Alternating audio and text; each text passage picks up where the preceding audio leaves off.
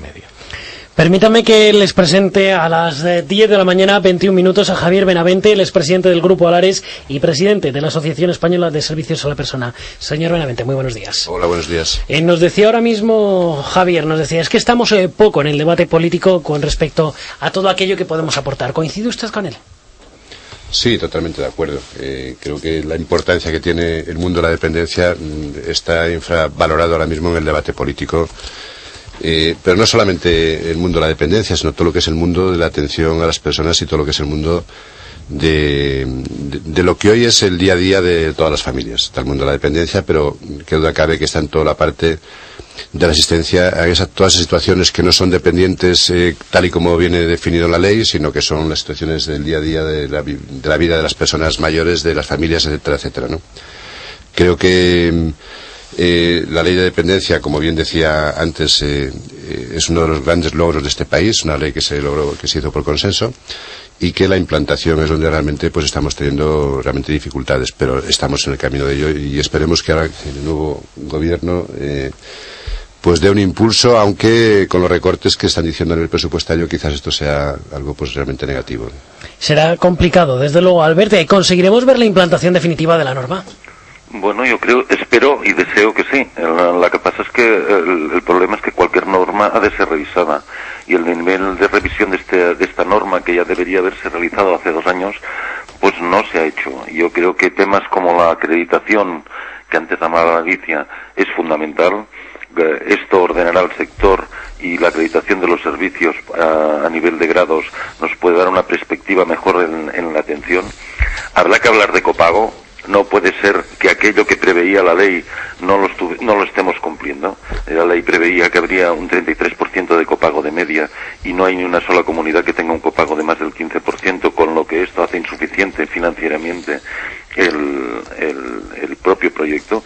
La financiación hay que tratarla, hay que buscar una solución para encontrar los recursos o optimizarlos, y en cuanto a esa optimización, a mi entender hay un elemento clave, que es la famosa coordinación sociosanitaria, que ahí puede ser un elemento clave, porque pensemos que las personas necesitan atención tanto social como sanitaria, y que no son dos cosas que estén desligadas. Una buena coordinación en este sentido y una buena implantación del modelo sociosanitario y la aplicación en la atención de estas personas que en este momento están en el ámbito sanitario y que no deberían estar en este ámbito, podría suponer al heraldo público un ahorro de 1.500 millones de euros anuales, que sencillamente por un tema de voluntad política no se está aplicando. Y por lo tanto hay soluciones, lo que pasa es que para ellas hay que revisarlas y hay que poner el énfasis en la persona, y una vez la pongamos probablemente seremos capaces entre todos de encontrar la solución. ¿Qué tipo de soluciones son las que se podrían encontrar? Bien, una de ellas es la propia, lo que le decía, la coordinación sociosanitaria. Hoy tenemos más de un 25% de personas enfermos crónicos en hospitales que podrían ser atendidos en el ámbito sociosanitario y en la propia atención de los centros residenciales con módulo sanitario. Eso podría tener un ahorro realmente muy importante, como decía, cerca de 1.500 millones de euros anuales, sencillamente porque el coste de una plaza en el ámbito hospitalario de agudos tiene un coste aproximado de más de 650 euros persona día, cuando en el ámbito residencial con 70-80 euros persona día estas personas podrían ser atendidas perfectamente. Pues 10 de la mañana, 24 minutos, permítame que hagamos una pequeña pausa y seguimos aquí en Primera Hora. La hipoteca de Juan, el seguro de Patricia, el préstamo de Antonio, las acciones de María. Nos importan las personas. Gestiona Radio. Somos como tú.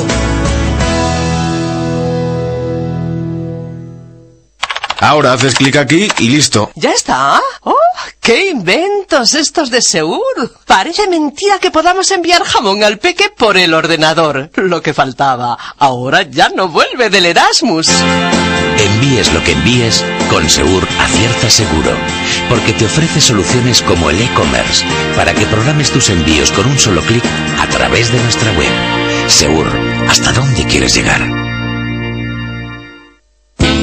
Descubra con Goldbridge el alquiler inteligente. Acceda a vehículos premium, grandes y pequeños, con un precio nunca visto. Un Fiat 500 por menos de 500 euros, o un Alfa Giulietta, o un Alfa Mito, y las últimas novedades: Range Rover Evoque, Mercedes CQP o Audi A1. Visite gold-bridge.com o llámenos al 91 345 39 51. Promoción válida hasta fin de existencias. Puede que seas una actriz famosa que solo toma agua con gas. O puede que seas su pobre asistente y te encargue buscar manzanas en mitad de la nada, como en el anuncio de Repsol. O puede que no seas ninguna de ellas y te guste el pan de molde sin corteza. Que tengas una niña que siempre necesita un juguete el domingo cuando todo está cerrado.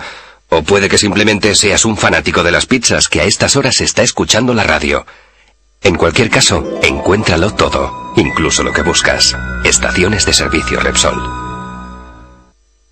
Señoras y señores, tengo el gusto de presentarles al increíble hombre Tentuflita, capaz de multiplicar por 10 todo lo que toca. Tocó a su vecina y a los 9 meses tuvo 10 retoños. Tú también puedes multiplicar por 10 tu poder de inversión con la cuenta Tentuplica de Selfbank.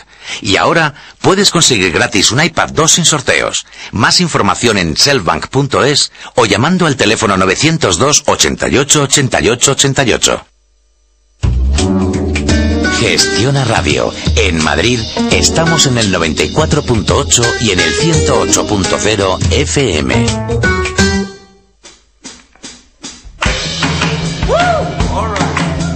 Primera hora. Presenta Arturo Criado.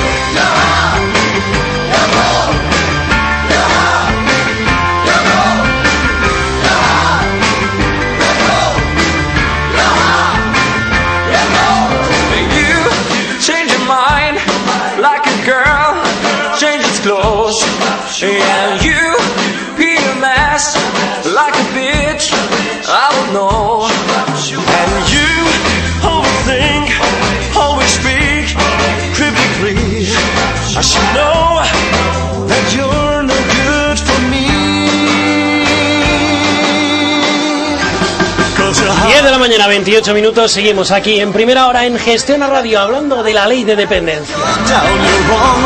Queremos comentar, hemos hecho ya un poco diagnóstico de situación, pero hay una pregunta que se me había quedado en el tintero y la lanzo un poco al aire para que sean nuestros invitados quienes la contesten, más que nada porque hay una cierta sensación a veces entre la ciudadanía que se ha trasladado también por parte de la política de que a fin de cuentas esto de la ley de dependencia ha quedado prácticamente como un subsidio que tendríamos que intentar, no voy a decir eliminar, pero por lo menos reducir en la medida de lo posible, puesto que seguimos fomentando, ¿no?, esa manía que se dice que tenemos en nuestro país, que todo absolutamente está subsidiado y que todo tiene que contar con las ayudas públicas en lugar de dejar paso a la iniciativa privada. Esto desde el sector, ¿cómo lo estáis viendo?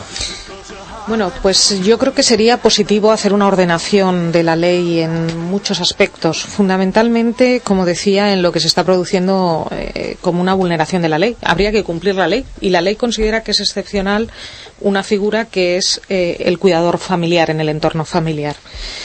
Evidentemente eso hay muchas maneras de frenarlo o de ordenarlo. Por ejemplo, en Reino Unido o en Alemania son figuras que existen excepcionalmente, pero que, como decíamos antes, la administración no hace una dejación de sus funciones, sino que supervisa, hace un seguimiento de cómo se está llevando eso, no solamente viendo que el hogar tiene las condiciones idóneas, sino que aquella persona que se compromete a hacer de cuidador familiar, que en nuestra ley está muy topado, pero en la práctica es muy amplio, y pues reúne las condiciones de disponibilidad, de requisitos, de profesionalidad, y sabe cuidar adecuadamente a esa persona. Porque no olvidemos que si el dependiente, sobre todo en los grados elevados, el dependiente es atendido con cuidados no profesionales formales, en muchos casos se está produciendo un agravamiento de su dependencia. Y, por tanto, lo que en un principio pueda parecer un ahorro, porque no nos engañemos, esto ha sido así porque es mucho más barato que atender profesionalmente a las personas, pues a la larga esas personas acaban requiriendo unos cuidados sanitarios que, como decía Albert Barrier, son mucho más caros. Como decía, hay muchísimas maneras de organizarlo. Fundamentalmente, la Administración General del Estado tiene una que es muy sencilla, puesto que con las comunidades autónomas firma anualmente unos convenios por los cuales les destina el dinero que van a tener. Con lo cual debería establecer un porcentaje, el que considere, para que el cumplimiento de esa figura sea realmente excepcional. Es decir, que cada comunidad autónoma no pueda dedicar el 60% de los recursos que recibe para tener 80% de cuidadores no profesionales, sino que se le destine una partida, la que sea, la que se considere un techo excepcional, de gasto, efectivamente. Otra sería el seguimiento de esas personas. Como otras propuestas, pues lógicamente si a los centros residenciales, a los centros de día, a los centros que atienden a las personas se les hace una serie de requisitos para ver que pueden atender debidamente, pues como decía, estas personas atendidas en su entorno familiar deberían de al menos tener esos mismos infraestructuras, en el sentido de que hay muchas personas pues que a lo mejor necesitan un baño adaptado y no lo tienen, o necesitan pues para temas de movilidad una serie de infraestructuras o de suministros técnicos que no son posibles en un entorno familiar. Bueno, totalmente de acuerdo. Sí, perdón, Albert. Sí, al 100% de acuerdo con lo que dice Alicia. Solo decir que ciertamente este país, nos guste o no nos guste, aprovechamos las situaciones de diferentes atenciones a intentar buscar subsidios, y cuando el 43, cerca de 423.000 personas utilizan este sistema para atender a las personas dependientes, es que hemos convertido una ley que era una ley de servicios en una ley, en muchos casos, de subsidios. Claro, esto es, a nuestro entender, va en contra del espíritu de la ley, como decía Alicia. Es decir, aquí lo que hay que garantizar es que las personas dependientes estén bien atendidas. Y no siempre pueden estar bien atendidas con el cuidador familiar. En los casos de grados 3 y 2, en la mayoría de los casos, y hablo especialmente tal vez en el ámbito de las personas mayores, no pueden ser atendidas. Cuando esto, como comentábamos, lo que hace es poner en mayor tensión el propio sistema sanitario, que ya lo tenemos en discusión, pues escúcheme, quiere decir que alguna cosa no hacemos bien. A nadie se nos ocurriría que en este momento, para educar a nuestros hijos, nos dieran una paga para atenderlos en casa. Pues escúcheme, con una persona que requiere necesidades y cuidados especiales, algunos de ellos muy específicos, no se le puede pedir a un cuidador familiar que haga esto, cuando además la mayoría de estas personas que están cuidando a una persona dependiente pues son mayores de 65 años, y muchas de ellas probablemente también están a punto de entrar en una situación de dependencia. Perdón, Albert, un segundo, solamente una puntualización, porque estoy perfectamente de acuerdo con lo que has dicho, pero no solamente es que no nos lo permitirían, sino que es anticonstitucional educar a tus hijos en casa. O sea, a mí no me podrían dar 400 euros para atender a mis hijos en casa, porque la ley me lo prohíbe, el Tribunal Constitucional me lo prohíbe. Igualmente resulta ridículo que en sanidad, por ejemplo, yo me rompiera un brazo y pidiera que me dieran un subsidio y ya me lo arreglo yo con unas vendas. Entonces, ¿por qué permitimos estas cosas con los dependientes? Sí, estamos absolutamente de acuerdo. Allí lo que hace falta es la voluntad de aplicar correctamente la ley. O sea, la ley, como decía Javier Romero antes, la ley no es mala. Lo que el problema grave que tenemos es cómo se aplica. Y encima no se revisa, pues entonces nos encontramos en una situación de que la hace desde todos los puntos de vista poco atractiva para el conjunto de los políticos. Hoy no está encima de la mesa. Desgraciadamente hoy la ley de dependencia, por mucho que digamos, no está encima de la mesa, cuando además debería ser un tema que, solo pensando en el cambio demográfico que vamos a tener, es un tema de primera magnitud, no tanto en lo social, sino también en lo sanitario.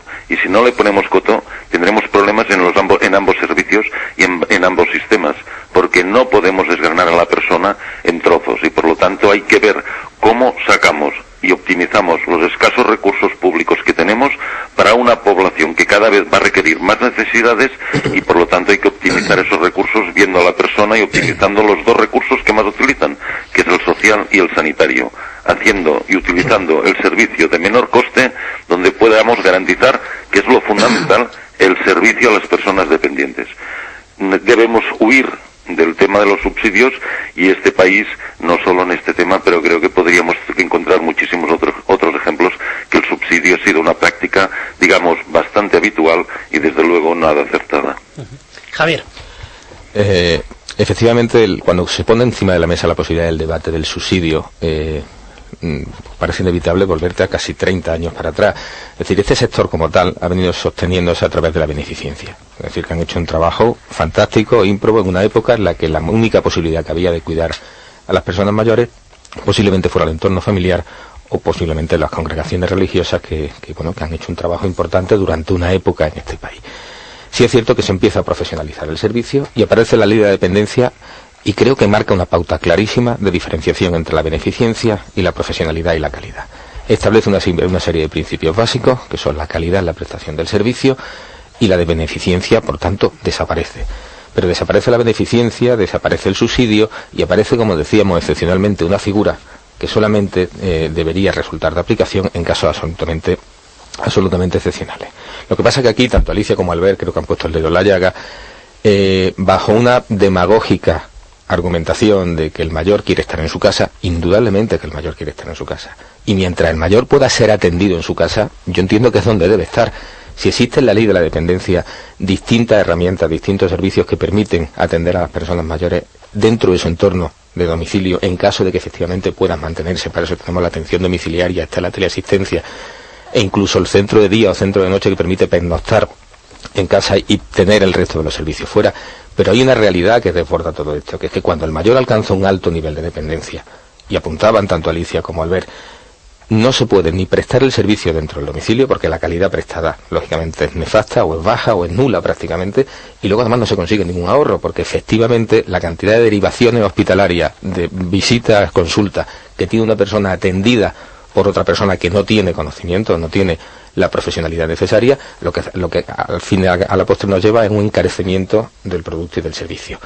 Con un tema tremendamente importante, que cuando se mira la lista de los prestadores de ese servicio, en un porcentaje altísimo, y al verlo apuntado, el cuidador es una persona mayor de 65 años, generalmente cónyuge del dependiente, con unas limitaciones físicas importantes, al que le volvemos a cargar de un trabajo que me parece absolutamente excesivo para la capacidad que tiene.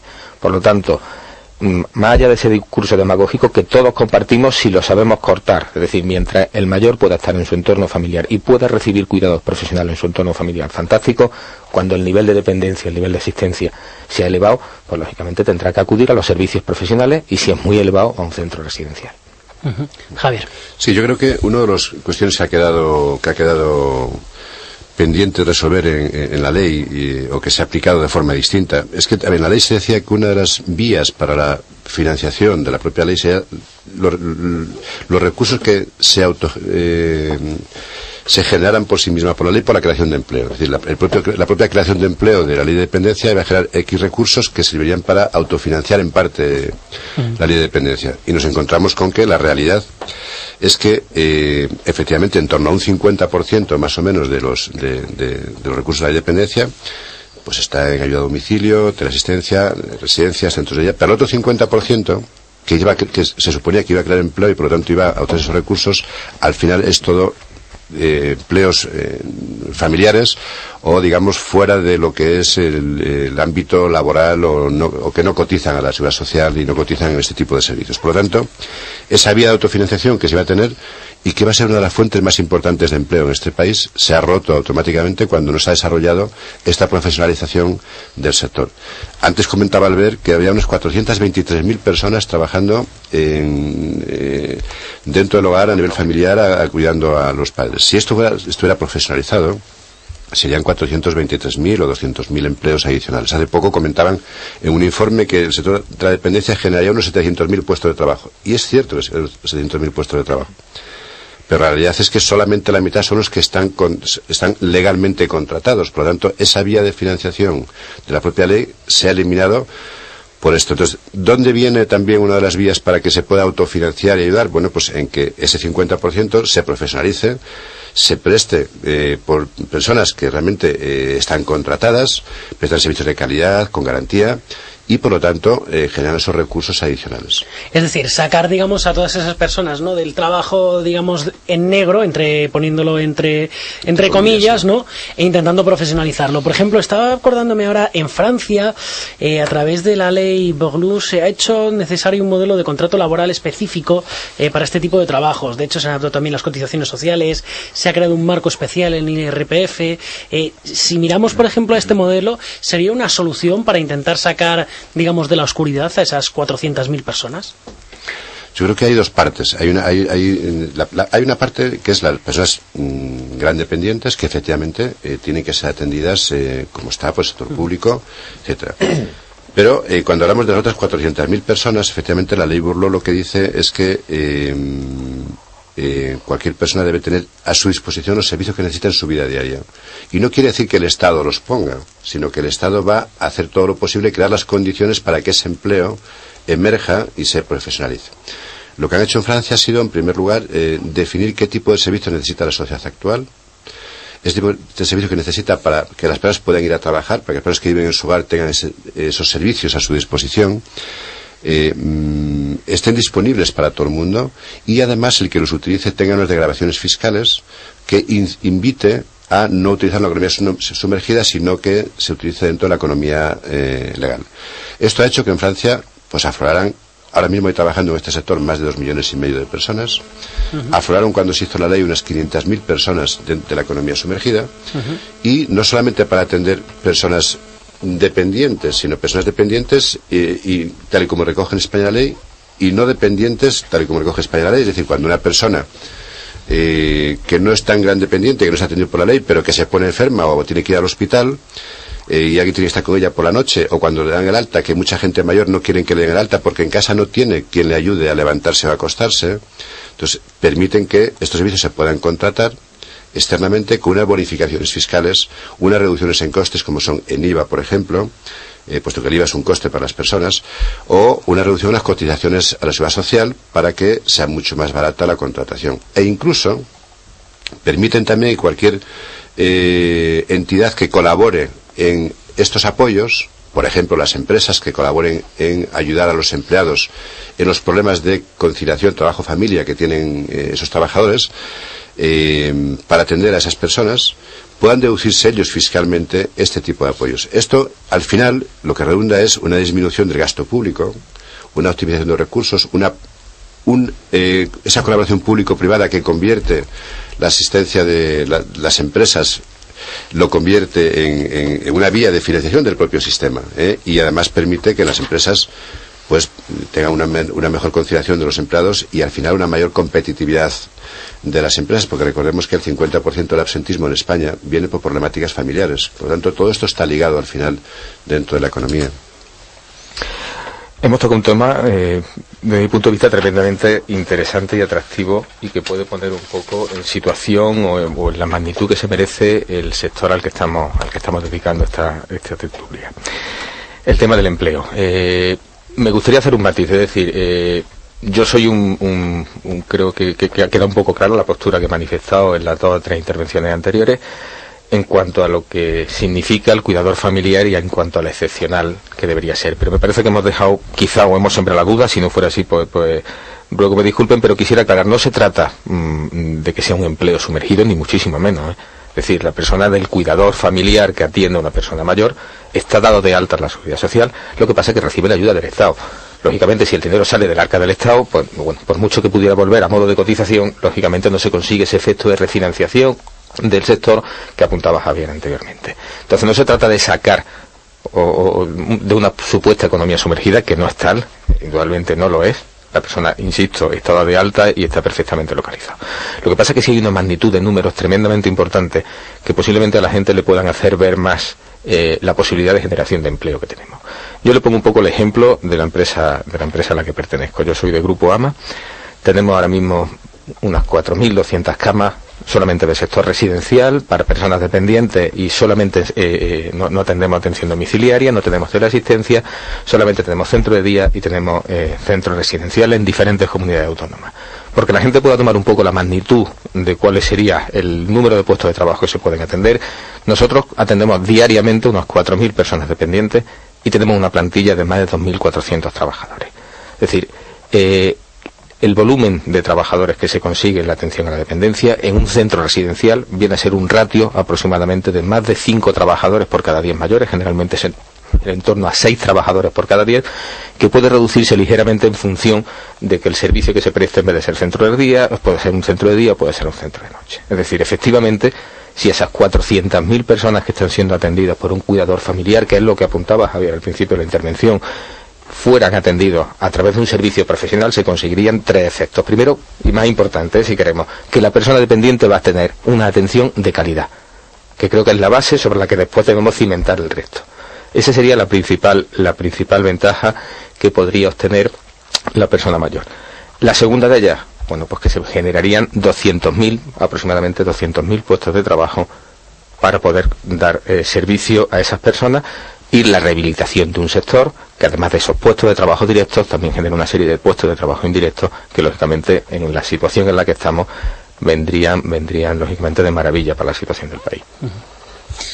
Sí, poco que añadir. O sea, perfectamente de acuerdo con las dos intervenciones anteriores. Este es un sector, como he dicho en mi primera intervención, generador de empleo estable y no deslocalizable. Las residencias, los centros de día no van a salir del país ni van a marcharse a otras comunidades autónomas. Entonces se genera empleo, insisto, en aquellas comunidades autónomas donde se apuesta por los servicios profesionales. No me gustaría señalar a ninguna, pero es llamativo que comunidades autónomas que a veces aparecen en los rankings como las primeras que han aplicado la ley de dependencia, resulta que son las últimas en crear puestos de trabajo, porque a lo mejor, como han aplicado la ley, es precisamente con esta figura que se preveía excepcional. Y eso demuestra que sus tasas de desempleo pues son elevadas. Hay muchas figuras, o sea, insisto, para generar empleo. Por ejemplo, buena parte de las comunidades autónomas están poniendo para precisamente que puedan ser atendidos en su domicilio y precisamente con servicios profesionales una figura como el cheque servicio. Pues es un cheque exactamente igual que la figura del cuidador familiar. Lo que pasa es que ese cheque se gasta en servicios profesionales de ayuda a domicilio, de teleasistencia, de centros de día, de residencia. Insisto que además genera una serie de beneficios, una serie de retornos. Este es un sector, no quiero repetir las palabras del ministro Pimentel, que decía siempre es un sector en permanente futuro, pero desde luego con las tasas de paro que tenemos, yo creo que tendríamos que tomarnos más en serio el que este es un sector de futuro y que puede ayudarnos a salir de esas cifras insoportables de paro que tenemos. Sí, yo creo que has apuntado un punto, Alicia, muy importante. Yo creo que la optimización de los recursos públicos viene, entre otras cosas, por hacer que esos recursos públicos se dediquen a lo que originalmente fueron destinados. Y cuando hablamos que el 50% del presupuesto de dependencia se da en dinero a los usuarios para que luego puedan utilizarlo adecuadamente en los servicios que ellos necesitan, la realidad es que hoy, con la crisis que estamos teniendo, no todo el mundo, ni muchísimo menos, está dedicando estos dineros a lo que lo tiene que dedicar. Y ahí, por ejemplo, cuando apuntabas antes a la ley Burló sacó algo muy interesante, que fue el cheque empleo servicio universal, que aquí en España, en la Asociación de Empresas y Servicios a las Personas, estamos proponiendo también, donde eso no se dé en dinero en el mundo de la dependencia, sino que se dé en un documento de pago que permita descontarlo en aquellas empresas de servicios previamente autorizadas para prestar servicios con la calidad necesaria, de tal forma que si no se gasta ese dinero en esos servicios, directamente ese dinero se lo ahorra el Estado y lo puede dedicar a otros recursos. En Francia, cuando hicieron esto, hubo una optimización de en torno a un 20% de los recursos públicos dedicados a la ley de dependencia. Lo fue un ahorro importantísimo que se puede dedicar a otros colectivos que están esperando para recibir ese dinero. Por lo tanto, creo que una de las vías de hacerlo, precisamente optimizar esos recursos, en esa otra parte, además de generar el empleo legal y un gran volumen de empleo, es optimizarlo a través de un medio que permita homologar empresas y dedicarlo al fin que ha sido originalmente. Incluso una cosita más, incluso las empresas, sabéis que dan a veces una serie de beneficios sociales, pues viene un dinero para el fondo de pensiones, un cheque guardería. Bien, nosotros propusimos al anterior gobierno, y lo haremos desde la asociación al actual, un cheque mayores, que produzca una serie de desgravación fiscal y que sea precisamente para comprar o para que los empleados de una determinada empresa puedan gastarlo cuando necesitan servicios de atención a la dependencia para sus familiares. Esta sería otra medida, por ejemplo. Sí, en Francia, cualquier empresa que colabore en ello tiene una deducción 100% en los impuestos a pagar al Estado. Y eso hace que con esa colaboración público-privada funcione y el Estado se ahorre muchísimo dinero.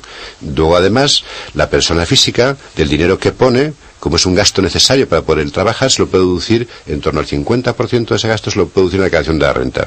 Nuevamente estamos intentando esto. Y todo ello, claro, siempre y cuando se contrate gente legalmente dentro de la seguridad social. Si no, no tienes derecho a esas deducciones. Claro. Al final en Francia han conseguido que cuando alguien contrata servicios privados legalmente, cueste exactamente lo mismo en la economía sumergida que la economía legal, a través de este tipo de deducciones, lo cual ha propiciado esa salida de la economía sumergida de un montón de empleo legal y profesionalizado. De todos modos, Albert, se está hablando de la creación, más o menos habéis dicho aquí unos 200.000 puestos de trabajo. ¿Hay ahora mismo en el mercado laboral tanta gente disponible para incorporarse al trabajo? Bueno, en este momento creo que en el mercado laboral hay de todo, pero bueno, es una opinión. Probablemente, no sé si todas las personas que están en este momento en el mercado laboral tienen interés en trabajar en este tipo de acciones y de servicios, pero lo que es evidente es que nuestro país requiere, digamos, sectores de economía que sean capaces de generar empleo, y este lo es. Y aquí hemos perdido, como han dicho mis compañeros anteriormente, hemos perdido una oportunidad, pero es que esto lo hemos hecho cuando ha habido miles de personas y miles de profesionales que hemos intentado decirles que lo que está pasando pasaría, y así ha seguido igual. Entonces, la creación de empleo es fundamental. La ley preveía entre 200 y cerca de 300.000, pero si se daban las condiciones adecuadas. Claro, resulta que las condiciones hemos cambiado las reglas de juego. Y además hay un elemento, a mi juicio, que en todo lo que sea la atención a las personas, todo parece que sea gasto. Es decir, se tiene como un gasto y sin retorno. Y no es cierto. Por cada euro que se pone en la ley de dependencia en el ámbito profesional, se recuperan 0,6 euros. Es decir, un 60% se recupera completamente en base a los impuestos que se pagan por parte de las compañías, por parte de los trabajadores, por parte de la generación de empleo. Y bueno, claro, perder una oportunidad de un yacimiento de empleo, como decía antes Alicia, que es no deslocalizable, que sabemos que va a crecer porque va a crecer el envejecimiento, que hoy está al 17%, pero que dentro de unos cuantos años estará al 32%. Es decir, sabemos todos que va a haber necesidad. Pongamos las reglas adecuadas para generar este empleo y no veamos la atención a la dependencia como un gasto, sino también como un efecto económico importante para el país y generador de empleo y también de capacidad económica y de retorno. Que eso es realmente importante, porque parece que estemos hablando de que España es un país que está muy por encima de Europa en el sentido de lo que se gasta en gasto social, y no es cierto. España se gasta el 0,7% del Producto Interior Bruto en servicios sociales, cuando la media europea está en un 1,5%. Por lo tanto, nos queda un gran recorrido. Y hemos hecho un esfuerzo.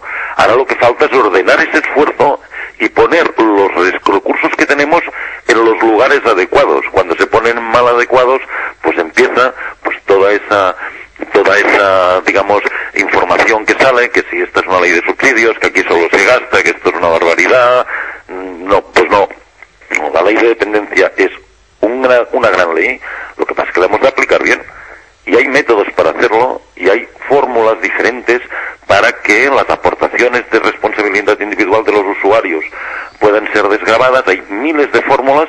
Lo que pasa es que el primer elemento que hay que hacer es dejar de seguir dando subsidios, que es lo que está pasando en algunas administraciones, sencillamente porque eso, y aunque no lo hemos comentado, muchas veces electoralmente ha tenido un rédito realmente muy importante. Y eso es un error. Es un error, porque los escasos recursos públicos, y más ahora, hay que ponerlos en función de las necesidades de las personas. Hombre, yo creo que tiene razón, ¿no? Hay que poner los recursos que tenemos a disposición de las personas. Y quizá también es cierto que se ha utilizado como arma electoral. Yo no sé si veis posible o ven factible el que haya un gran pacto de Estado en torno a este tema, ahora que se está hablando mucho, bueno, pues de buscar pactos, de buscar consensos para intentar solventar toda esta crisis en la que nos enfrentamos, y desde luego además en un sector que, como estáis indicando, cada vez más va a tener una mayor repercusión, ¿no?, en nuestra sociedad. Hombre, yo creo que ya no hay excusa. Me refiero, estamos en una situación económica que no nos vamos. Ni me voy a extender ni voy a comentarla más de lo que ya se conoce. Ahora lo que se le tiene que exigir a los poderes públicos es eficiencia. Es decir, esto es no olvidemos, no se ha manifestado, no lo hemos comentado al principio pero se trata del cuarto pilar del estado de bienestar. Estamos hablando de una cosa muy seria. En España se sostienen 4 pilares: está la educación, está la sanidad, están las pensiones y está la dependencia. Entonces, este sistema hay que mantenerlo. Y si no se le exige, si no son capaces los poderes públicos, si no son capaces los políticos, en una situación como la actual, en la que es negociable todo, hasta los convenios colectivos, hasta la negociación colectiva puede ser regulable, hombre, pues me parecería una irresponsabilidad por parte de los políticos el que no sean capaces de sentar criterios de eficiencia ahora que la necesidad aprieta. Es decir, en situaciones de crisis, una de las pocas cosas positivas que se puede sacar son, bueno, pues el poner encima de la mesa ideas imaginativas y eficientes que permitan dejar unas bases sentadas para el futuro mucho mejor que las de ahora. Pues señores, nos tenemos que marchar, nos quedamos sin tiempo, ha sido de verdad un auténtico placer hablar con ustedes. Albert Vergés, director general de la Fundación Edad y Vida, como siempre, un placer, gracias por estar con nosotros. Muchas gracias a ustedes. Y gracias también a Alicia Zaña, secretaria general de la Asociación de Empresas de Servicios para la Dependencia, a Javier Romero, director general del Grupo AMA, y a Javier Benavente, presidente del Grupo Alares y presidente de la Asociación Española de Servicios a la Persona.